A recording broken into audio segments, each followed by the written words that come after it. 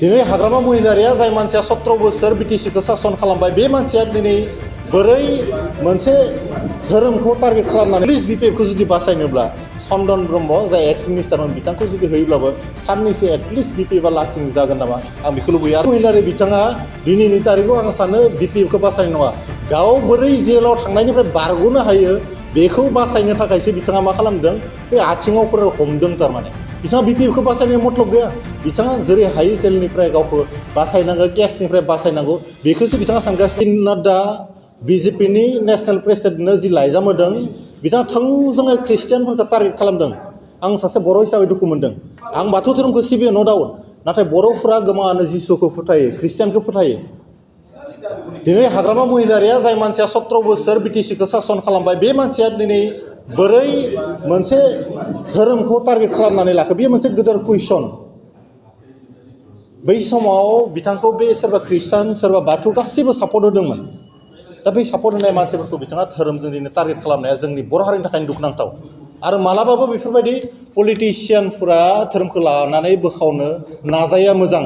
जों सेंग्रा जोलै हिसाबै बिथांमोनखौ जोङो खावलायदों, नोंथांमोना पलिटिक्स खालाम, नाथाय मोनसे बाउन्ड्रि मोनसे लिमिटेसनाव थानानै खालामनांगौ।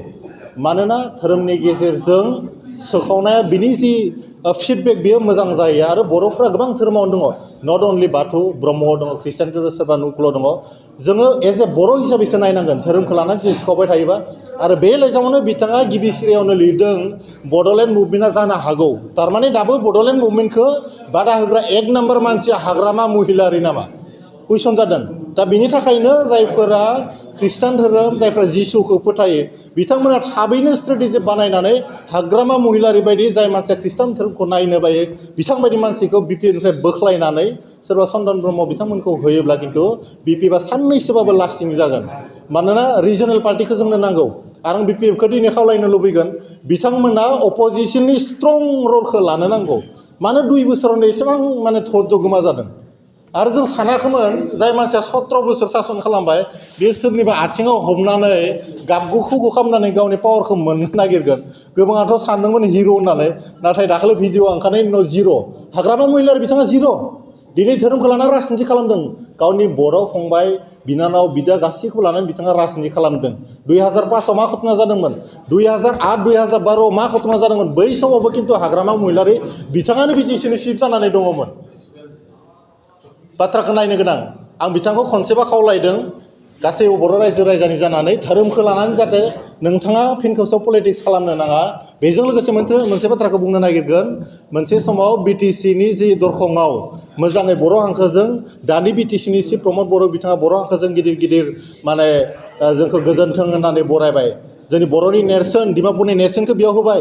बेयाव बिपिएफनि हाग्रामा महिलारिनि सासे मानसि देरहासार बिथां सिगांनि इएममोन बिथाङा मा खालामखो जे बेयाव गुबुन हांखोजोंबो लिरनांगौ गुबुन रावजोंबो होननानै जोङो दुखु मोनदों।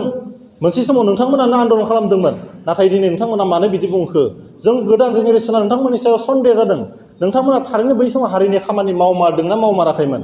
जेराव नोंथांमोनानो लायदों बिनि उनाव 59 बोसोरनि बिथाङा गांनो समालोचना खालामनो हाबाय जे बेयाव गुबुनारिफोरनि रावखौबो लिरनांगौ होननानै।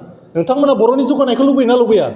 एज ए हल आं बिपिएफआव गाज्रि मानसि दङ होननानै बुङाखै, बिथांमोननिबो जातिनि सेन्टिमेन्ट दङ, बड'लेण्डखौ नागिरग्रा सुबुं दङ।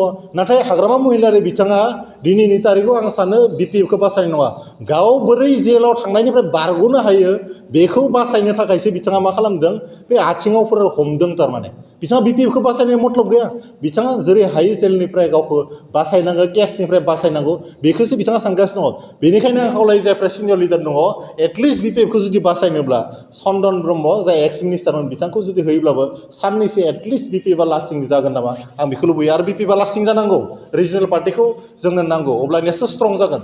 बिटिसिआव समालोचना खालामग्रा अपजिसनाव थाथारनांगौ। बिथांमोना दसेबा माने बिजेपिखौ रायो, दसेबा एनडिएआव जइन जानो थाखाय आथिङाव हमहैयो, जोबोद लासिंसिं बाथ्रा नङा होमबा? बिथांमोना इउ पिपिएलखौसो गां रायबाय थायो, बेराफारसेथिं नै स्टेटआव माने बिथांमोना फ्ल'राव माने क'लिसन खालामनानै दङ। बिथांमोननि सुथुरा सोर, लोगोआ सोर, बिथांमोना बेखौबो जुदि आइडेन्टिफाइ खालामनो हायाबा नैबे गोदान जुगाव बिथांमोना राजनिति खालामगोन हागोन होननानै जों फोथायनाय गैया बिथांमोननि सायाव। नोंथाङा सानाय सुनाय बेरामनि जेंनायाव गोग्लैदों नामा?